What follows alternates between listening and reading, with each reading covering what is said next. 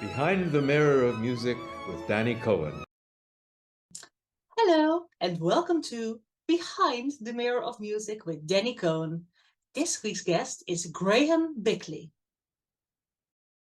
Graham Bickley is a long-term West End star, starring in Miss Saigon, Les Misérables, Ragtime, High Society, and Sunset Boulevard, and many other productions. He also created the role of Stephen in Metropolis. I hope you will enjoy the show. Hello. Hello, Hello. nice to meet you. And you too. So, how are you? Yeah, good, thank you. Yeah, not too bad. What are you up to right now? At the moment, I've had a day of learning music and walking the dog, who might complain bitterly in a bit, so I'll have to give him a treat. Just more of the same. It's slowly getting back together again, so it's just filling the day as best one can and trying to be as useful as one can and doing a bit of work at the same time, which is sometimes difficult. When did you know you wanted to start in musical theatre?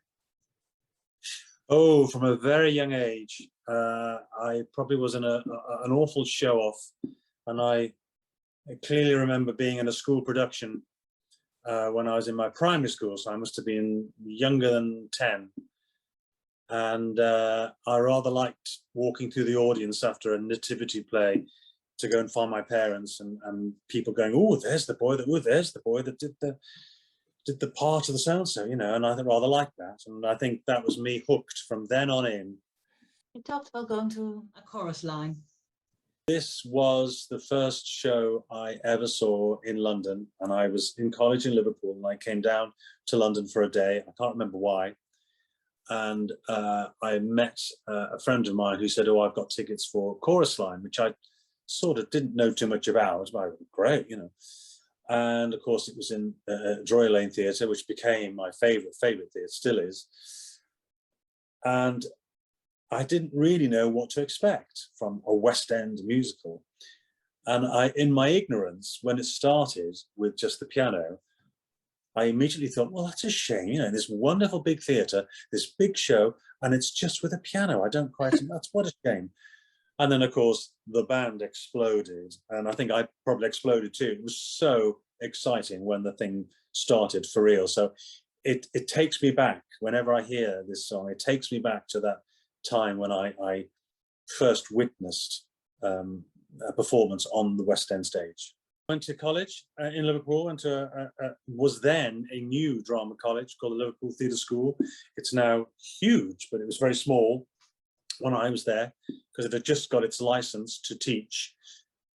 And so, yeah, I did a 2-year course there, and I wish I'd done more, but I started to get work. And in those days, if you started to get work, well, that was the whole point. So, in fact, I didn't even finish the course because I came down to London and began my journey in this rather strange business.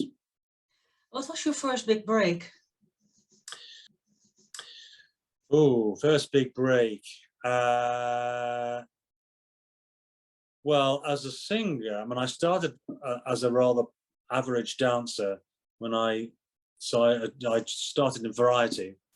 And I did all of end of pier shows and pantomimes. And then I joined a troupe called the Dougie Squires Second Generation, who were huge at the time. And he was a huge influence on me and got me singing, decided that my legs weren't going to carry me through my career.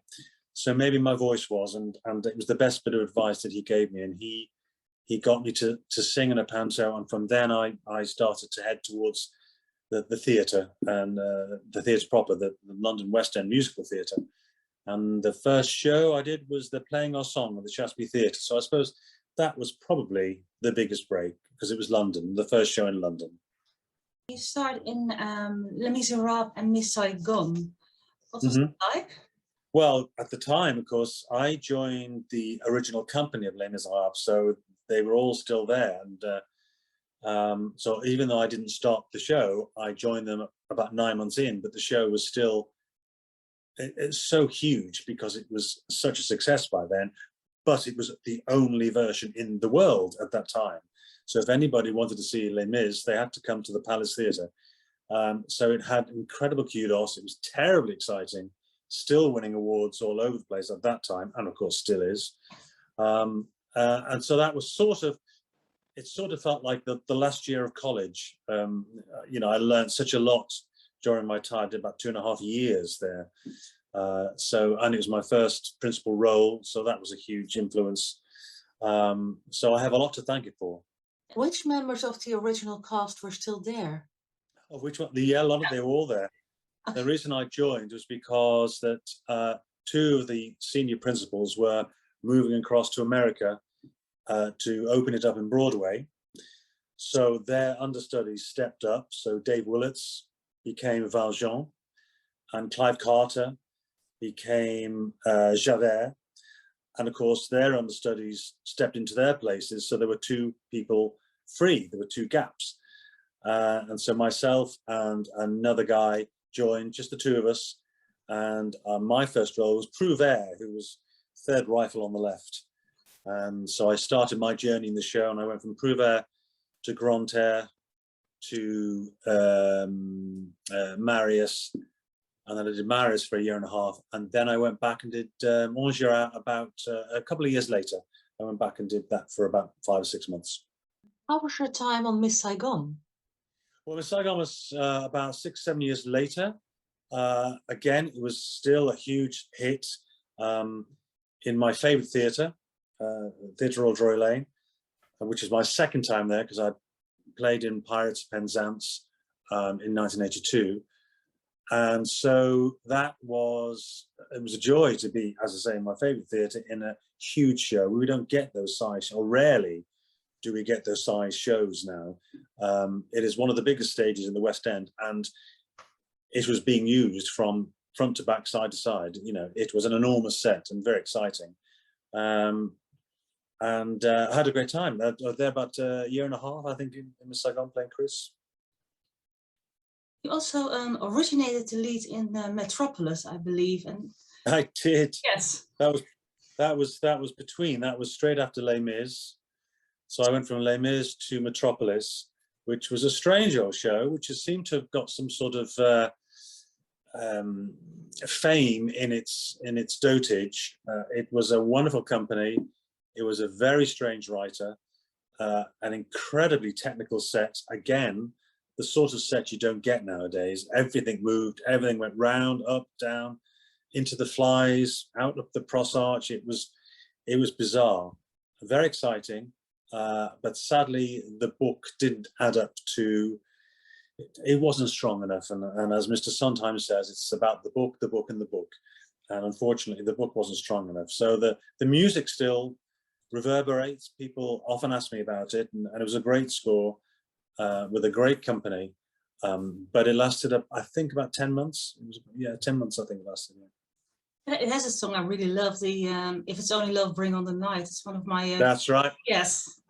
That's the one everyone mentions. It was great. I revisited that because I recorded it again with Joanna Ampil from Miss Saigon, having done it with Judy Kuhn, of course, originally. And I recorded it again with Joe, oh gosh, nearly 20 years later. So it was really exciting to revisit it and to sort of get to know it again. And actually, it was amazingly how quick it all came back, even though it was nearly 20 years hence. It all came back, and so it was great to have a modern, much more recent recording of it. You have performed in many shows. Which ones were your favorites? Well, I think for different reasons. I think golly, it's hard. Les Mis, because it was new and exciting, and the biggest hit ever at the time. It felt it anyway. Joe Gillis in Sunset Boulevard was the best role, most exciting role to do. You were never off stage, hardly ever off stage, and to a certain degree, it was just between the Norma and the Joe. It was a very much not a two-hander really. but a lot of business with just with the Norma Desmond, who was Petula Clark at the time. So that was very exciting. My favorite role also was playing Tata in Ragtime. It didn't run, it only ran for 14 weeks, but it was, again, a very exciting time. Badly timed because the show opened the day a war started. So we knew that it was all against us at the time. But it's still a very, very happy memory. It remains one of my favorite shows to have done, been part of. Very meaningful, very moving. There was a lot going on at the time, as we've discussed. It was just such an exciting show to be in. It got a great response, and it just gives me happy memories. And unfortunately, the British company didn't record the show. It wasn't open long enough, so there is only the version with Peter Friedman, who was a fantastic Tata. But it just reminds me how fortunate I was to be in the right place at the right time and to have got that particular role. The Light in the Piazza. I was fortunate enough to be in the production, the first production in the UK, when we did it at Curve at Leicester, and we did it with a full orchestra. And I often think that the job of an overture is to take the audience out of their daily world and prepare them for the show they're about to see, to either excite them or to calm them down or to make them feel some sort of emotion. And I simply cannot think of a more emotive overture than that, The Light at the Piazza, because even now when I hear it on the radio or I hear it on being streamed or something, I have to stop and just listen to it because it just takes me on a journey into the show. And I just think it's beautiful, absolutely beautiful. It is. It's like a classical piece almost. Oh, it is. Absolutely is. And I hope it comes back. I know there was a production at the Coliseum a couple of years back, which sadly I couldn't see. But it certainly deserves another outing. And I'd love to hear that overture played live again. I think it's one of the last great operatic musicals. One of the two. Yes.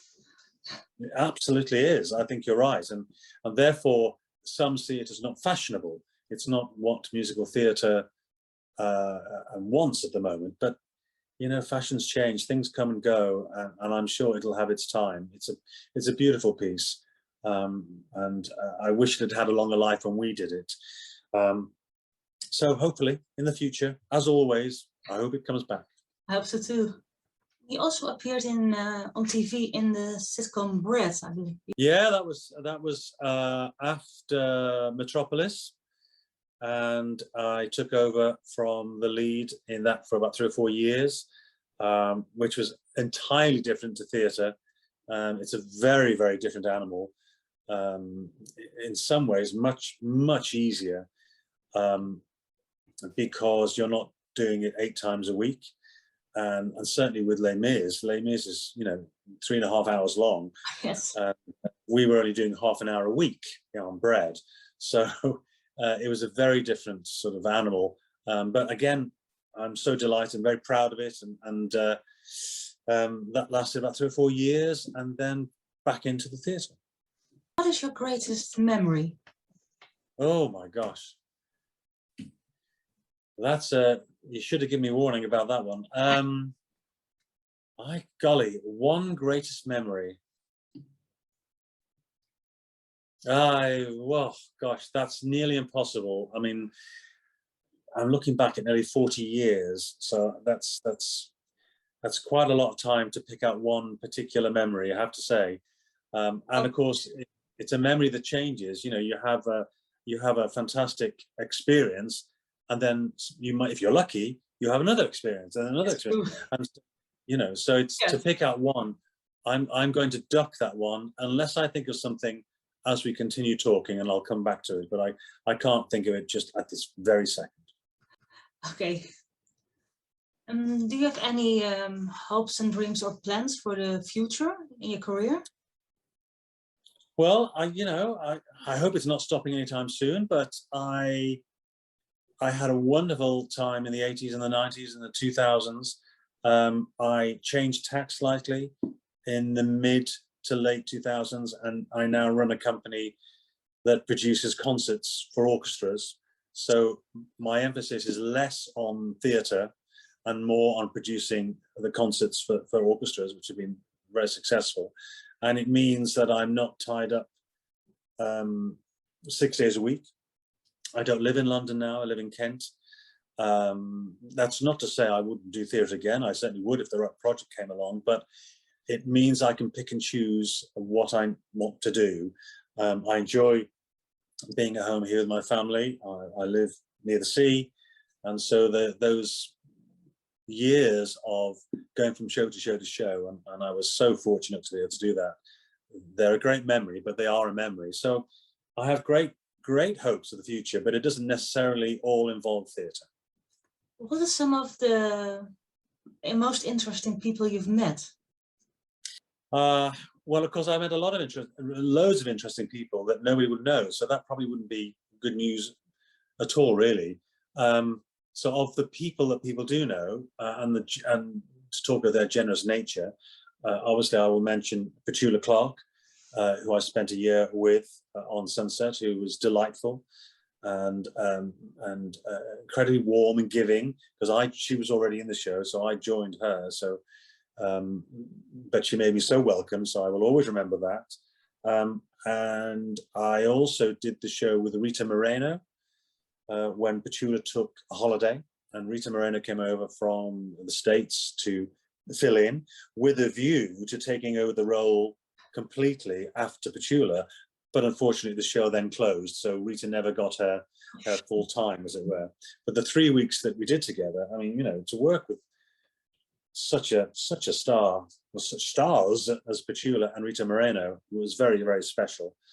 I toured with Bob Hope, who was lovely, years ago when I was in a vocal group.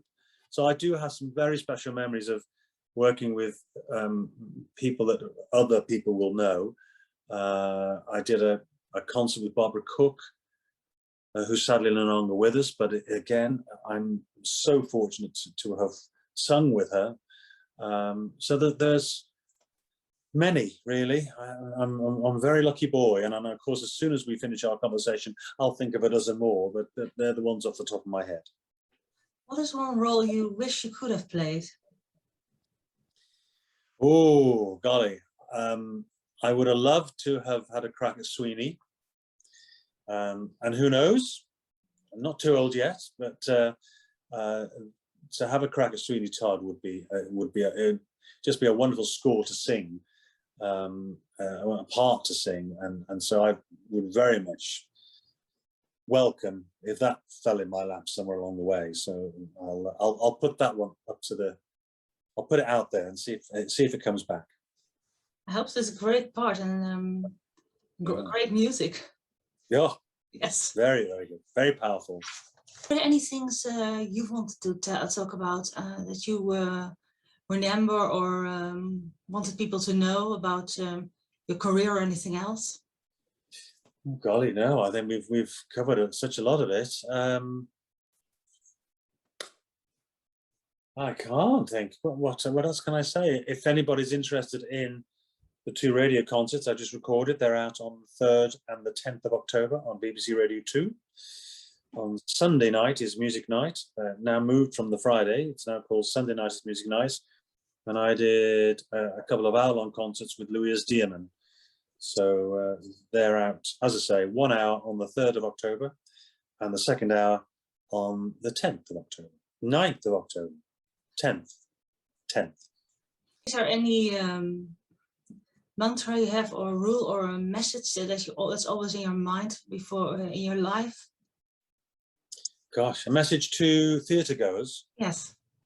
I just hope that those of you who enjoy the theatre and concerts come back and support us, because as you know, our sector has not been well served over this whole sort of extravaganza, and we're desperate for your support and desperate for your patronage. and we just want to hear your applause again. So please come back, and we hope to be entertaining you for many years to come. Okay, thank you very much. Pleasure. Behind the Mirror of Music with Dannii Cohen.